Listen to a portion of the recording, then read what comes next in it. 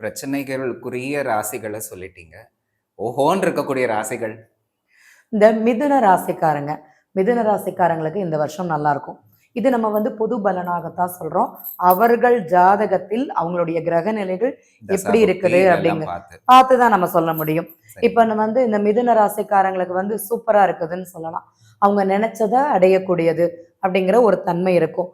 இவங்க ஒரு மீடியேட்டர் லெவல்ல ஒர்க் பண்றாங்க, கம்யூனிகேஷன் லெவல்ல ஒர்க் பண்றாங்க. எஜுகேஷனல் குழந்தைகளுடைய படிப்பு இந்த மிதுன ராசிக்கு சூப்பரா இருக்கு. தடைகள் அப்படிங்கிறது கிடையாதுன்னு சொல்லலாம். பிஸ்னஸ் பண்ணும்போது மட்டும் கொஞ்சம் பார்த்து பண்ணணும் அப்படிங்கிறது சொல்லிக்கலாம். புதிய ஆரம்பங்கிறது இவங்களுக்கு இந்த காலகட்டத்தில் வேண்டாம். ஏன்னா நான் ஒரு ஓட்டப்பந்தயத்தில் ஓடுறேன்னா நானே ஓடலாம். இவன் என்ன பண்ணுவான்னா திரும்பி திரும்பி பார்த்து பார்த்து ஓடுவான். உண்மையிலேயே நேரா ஓடுறவங்க ஜெயிப்பாங்க. திரும்பி பார்த்து ஓடுறவங்கன்னா அந்த கவனம் சந்தேகத்துல கவனம் செய்தரும் அந்த ஒரு நிமிஷம்ங்கிறது லேக் ஆகும். பின்னாடி உள்ளவங்க முன்னாடி வந்துருவான், இவங்க தாழ்ந்து போயிடுவாங்க. அடுத்தவங்களை பார்த்தே பயணம் செய்யக்கூடியது மிதுன ராசி. தொழில்ல மாத்திரம் இவங்க கவனம்ங்கிறது தேவை.